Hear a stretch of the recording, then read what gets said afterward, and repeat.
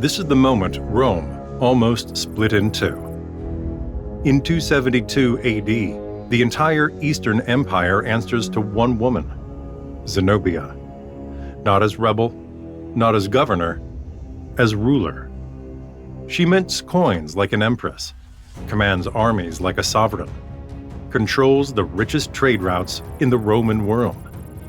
When Aurelian marches east, he has one problem.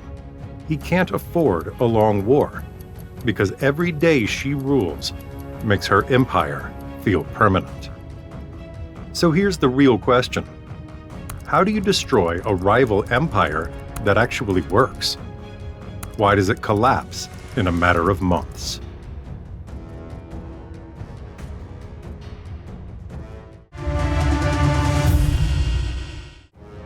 In 272, Aurelian opens the Eastern campaign under one strict constraint: time.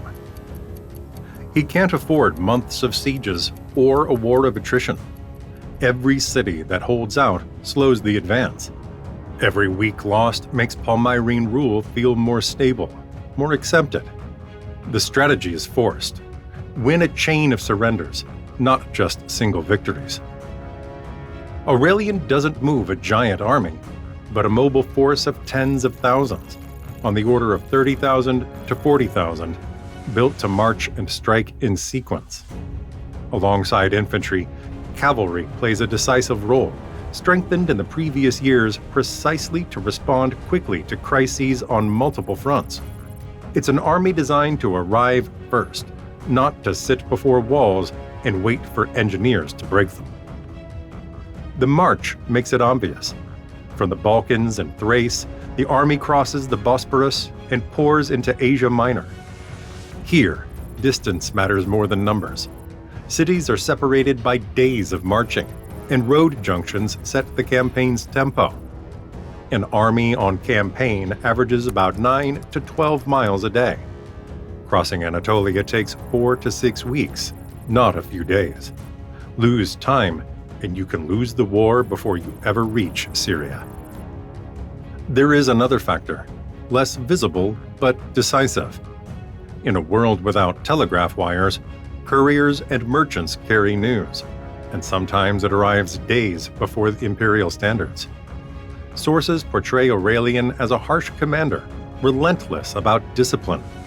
He's known for punishing indiscipline and treason brutally, but also for rewarding quick surrender. His reputation runs ahead of the army. When he appears before a city's walls, the question becomes practical. Is it really worth resisting when clemency is offered for surrender? That is how the Eastern campaign takes shape, not as the classic Roman clash of opposing legions, but as a race against time, where every open gate matters more than a battle won on paper.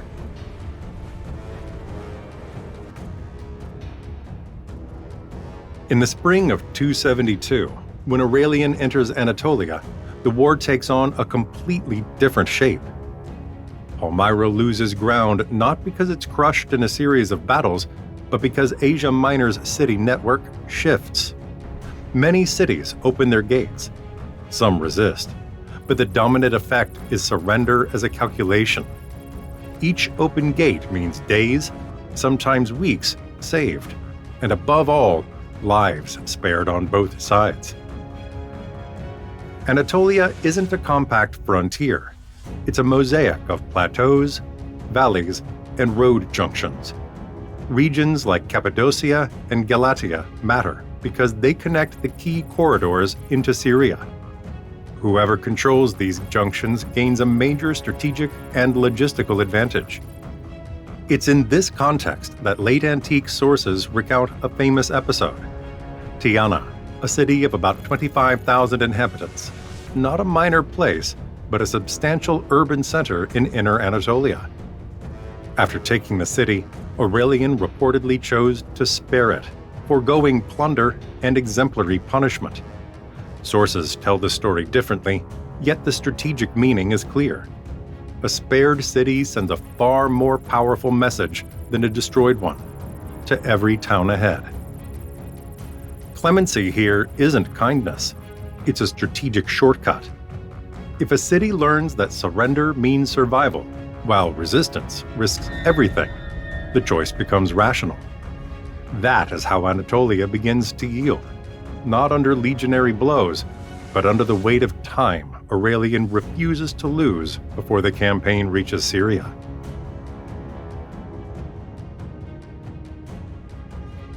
Did you know that most people who watch our documentaries aren't subscribed yet? If you enjoy animated maps and history, join our community. Leave a like and subscribe so you never miss the next episodes. After Anatolia, Aurelian's army still has one geographic choke point to clear before it reaches the East's core: Sicilia. Once past the Sicilian gates, the only usable passes through the Taurus. The road drops into northern Syria toward the Orontes Valley. Whoever controls this passage decides not only who enters Syria, but also who controls the flow of men, goods, and supplies. From the Sicilian gates to Antioch is about 125 miles, roughly 10 days marching for an army, if nothing stops it en route. Between late spring and early summer 272, the Battle of Emmae is fought a short distance from Antioch, the main logistical hub of Rome's east. Aurelian commands an army of several tens of thousands, probably between 30 and 40,000, disciplined infantry supported by mobile cavalry contingents. Opposite him stands the Palmyrene army, led by General Zabdas, comparable in numbers but built differently. Less heavy infantry, more armored cavalry and mounted archers. Fast, hard-hitting, and dangerous on open ground in Syria.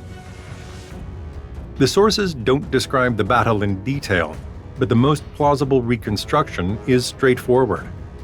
Aurelian avoids a frontal clash. Against powerful cavalry, he aims to wear down their momentum, lure them into repeated pursuits, and break their cohesion. It's a tactical choice that favors control of time and space, not immediate shock alone. The outcome is decisive. Rome's victory opens the road to Antioch, which changes hands within days. With a single battle, Aurelian avoids weeks of sieges and seizes Syria's logistical heart before Zenobia can regroup. At this point, it might seem the war is over. In reality, it has just entered its most difficult phase.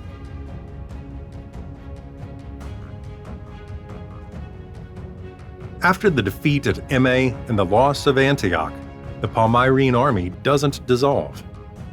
Antioch and Emesa are about 125 miles apart. At an army's pace, it is 10 to 14 days, but with reorganization and pursuit, it easily becomes 2 or 3 weeks. Within a few weeks, General Zabdas gathers what remains and falls back south along the Orontes corridor. He chooses Emesa, the last place Palmyra can still attempt a regular battle. Emesa is not a random position. It's the junction linking inland Syria to the desert lines. Beyond Emesa, the war can no longer be fought as a conventional campaign. But Emesa also carries a specific symbolic weight in the 3rd century. From here came a priestly dynasty tied to a local solar cult that only a few decades earlier had turned religious power into imperial power. In 218, a young priest from Emesa, remembered as Elagabalus, was lifted onto Rome's throne by Eastern legions. That precedent still matters in 272. Emesa is a reminder that the East is not a passive periphery, but a land that can produce emperors, armies, and alternative legitimacy. It is now high summer 272. Here, Aurelian gives no time. He pursues, forces contact, and wins a second field victory. The sources don't allow a detailed reconstruction, but the outcome is clear. After Emesa, there is no Palmyrene field army left to meet Rome again. From this moment, the war changes nature. It is no longer a contest between two states fielding comparable armies.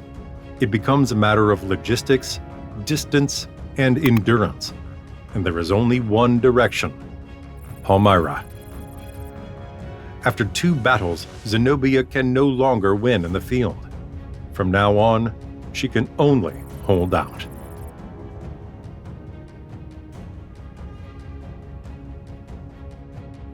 After Emesa, the war's direction is fixed.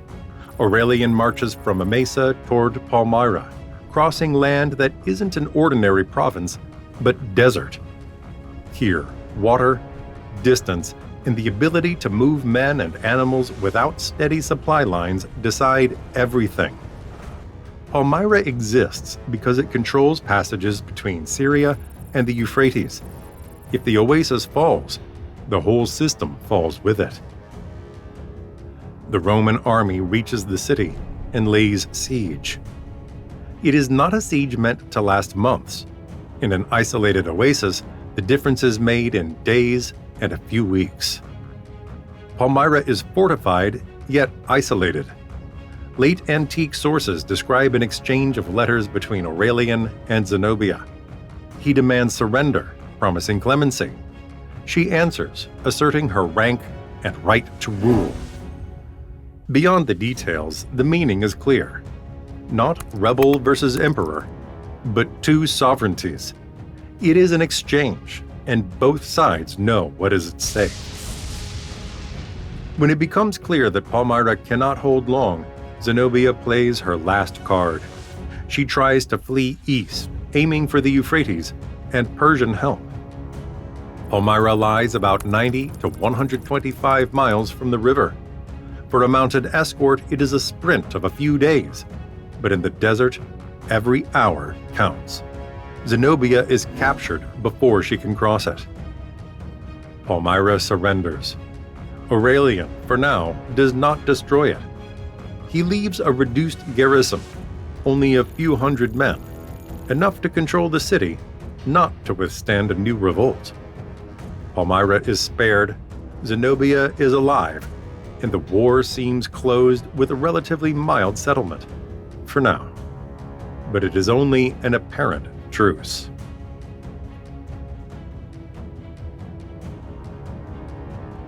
In 273, a few months after the surrender of 272, the war is not truly over. Palmyra rebels again. Sources differ on details, but the sequence is clear. The Roman detachment left in the city after the 272 surrender is wiped out. This is not a legion deployed in open battle, but a garrison made of detachments and control troops. We're talking hundreds, perhaps over 1,000, killed or scattered during the uprising. The result is stark. Roman authority inside the city is erased almost overnight. In the 3rd century, this is a point of no return. Eliminating a garrison after accepting imperial clemency means there is no longer any path to compromise. When the Second Revolt breaks out, Aurelian has already returned west, between Italy and Gaul. The news forces him to reverse course. It is a return that takes weeks and thousands of miles, enough for time to become a weapon again. From the western provinces, he turns back toward the east, along the empire's arteries, to Syria's heart. But this time, he isn't coming to negotiate. The repression is brutal. The city is sacked, its power structures dismantled, and Palmyra will never again be a regional power able to control routes, tolls, and territory. Aurelian also strikes the regime's intellectual elites. Advisors and court intellectuals, such as Longinus, are executed. The goal is not merely to punish a revolt, but to prevent that system from ever being reborn in Syria. As for Zenobia, after Palmyra's fall, the sources do not give a single ending. They give different endings. Some have her dead soon after the capture, perhaps during the transfer. Others imagine her alive, taken to Rome as an illustrious prisoner, then removed from politics, and in 274, at Aurelian's triumph, the victory becomes propaganda. The sources diverge, and we cannot choose a definitive version because the record is thin and partisan. But in truth, that isn't the point. Whatever her personal fate, Zenobia disappears when the world she built disappears. She is not defeated only as a queen, but as the architect of a system, an East that had learned to govern itself, pay armies, mint coin, and make decisions without Rome for years. When Aurelian destroys Palmyra, he erases more than a city. He erases the idea of an alternative center in the East. That is the deepest legacy of victory. If this episode has been useful, leave a like and subscribe to the channel. In the next video, we will follow Aurelian as he tries to reunify the empire after Palmyra falls.